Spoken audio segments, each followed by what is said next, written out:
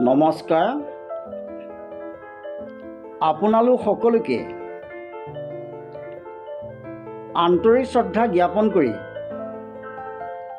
আজিৰ ভিডিঅ'ৰ মাজলৈ আগবাঢ়িছোঁ। আজিৰ বিষয়ভাগ হ'ল গান্ধাৰীৰ 100টি পুত্ৰ,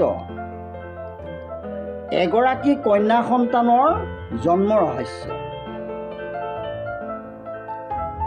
গান্ধাৰ দেশৰ সুবল ৰজাৰ কন্যা গান্ধাৰী মৰমতে পিতৃয়ে দেশৰ নাম অনুসাৰে গান্ধাৰী থলে। ৰজাৰ অতি মৰমৰ অতি চেনেহৰ কন্যা আছিল। যৌৱনপ্ৰাপ্তি হোৱাত পিতৃয়ে গান্ধাৰীক কুৰুবংশীয় ধৃতৰাষ্ট্ৰলৈ বিয়া দিয়ে। স্বামী অন্ধ হোৱা হেতুকে গান্ধাৰীয়েও চকুত কাপোৰ বান্ধি আজীৱন অন্ধৰ নিচিনাকৈ জীৱন নিৰ্বাহ কৰিছিল। গান্ধাৰী জ্ঞানী, গুণী, ধৰ্মপৰায়ণ, প্ৰতিব্ৰতা নাৰী আছিল। এদিন ধৃতৰাষ্ট্ৰৰ বাসভৱনত ব্যাসদেৱ উপস্থিত হৈছিল। গান্ধাৰীয়ে ব্যাসদেৱক যি সেৱা শুশ্ৰূষা কৰিছিল সেই সেৱা শুশ্ৰূষাত নথৈ আনন্দিত হৈছিল। ব্যাসদেৱ আৰু আচৰিত হৈছিল। স্বামী অন্ধৰ বাবে নিজে আজীৱন অন্ধৰ দৰে জীৱন নিৰ্বাহ কৰিছিল। ব্যাসদেৱে গান্ধাৰীৰ সেৱা শুশ্ৰূষা, স্বামীৰ প্ৰতি ভক্তি দেখি 100 পুত্ৰ জন্ম হ'ব বুলি বৰ প্ৰদান কৰিছিল। গান্ধাৰীয়ে বৰ লাভ কৰি আনন্দ উপভোগ কৰিছিল। ব্যাসদেৱে বৰ প্ৰদান কৰি বিদায় লৈছিল। কিছুদিনৰ পিছত গান্ধাৰী গৰ্ভৱতী হয়। আনন্দতে গান্ধাৰীয়ে ভাবিছিল, যদি মোৰ সন্তান কুন্তীতকৈ আগতীয়াকৈ হয় তেতিয়া মোৰ সন্তান হস্তিনাপুৰৰ ৰজা হ'ব পাৰিব। এইখিনিতেই গান্ধাৰীয়ে ডাঙৰ ভুল কৰি পেলালে। কথাতে কয়, ভবা কথা নহয় সিদ্ধি, বাটত আছে কণা বিধি। ইতিমধ্যে কুন্তীয়ে পুত্ৰ সন্তান লাভ কৰিলে।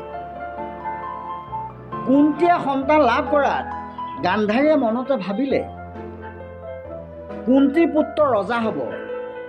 মোৰ গৰ্ভধাৰণ কৰা 10 মাহ পাৰ হৈ গ'ল, তথাপিতো গৰ্ভপাত নহ'ল। খঙত জ্বলি পকি ব্যাসদেৱৰ বৰ মিছা বুলি ভাবি এডাল লোহাৰ মাৰিৰে পেটত কোবাই কোবাই দিয়াত গৰ্ভপাত হয়। ভয়ানক এটুকুৰা মাংসপিণ্ড প্ৰসৱ হয়। মাংসপিণ্ডত অগণন মাথা, হাত, ভৰি, চকু, কাণ ইত্যাদিয়ে ভৰপূৰ। গান্ধাৰীৰ এই কাণ্ড ব্যাসদেৱে ধ্যান যোগে গম পাই গান্ধাৰীৰ ওচৰত উপস্থিত হ'ল। গান্ধাৰীক ব্যাসদেৱে বহু বেয়াকৈ ক'লে।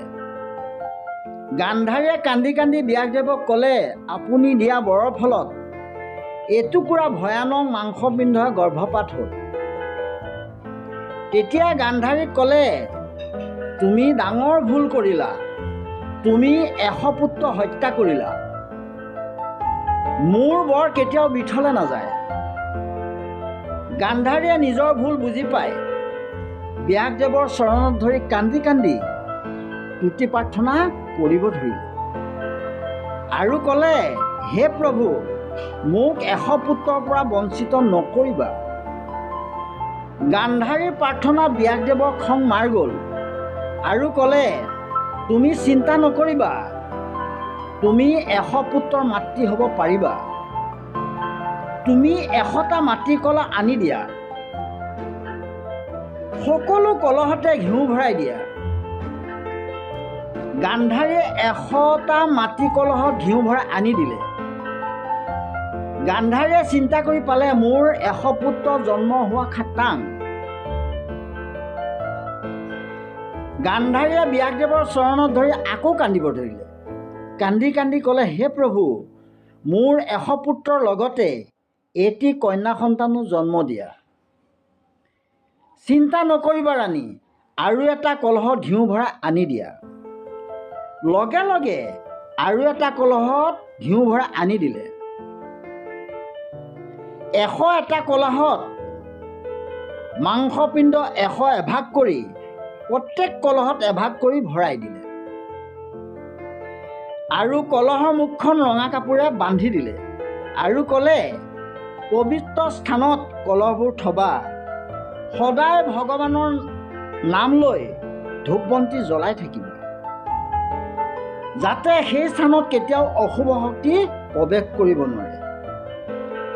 এই বুলি কৈ ব্যাসদেৱে বিদায় ল'লে নিজৰ গন্তব্যস্থানলৈ। কিছুদিনৰ পিছত সেই কলহৰ পৰা এটি কৰি 100 পুত্ৰ জন্ম হ'ল আৰু এটি কলহৰ পৰা এগৰাকী সুন্দৰী কন্যা জন্ম হ'ল।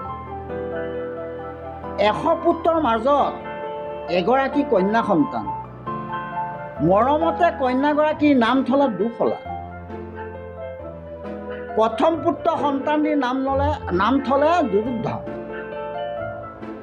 100 ককাই ভাইৰ মাজত এগৰাকী ভনী বহু মৰমত ডাঙৰ দীঘল হৈছিল।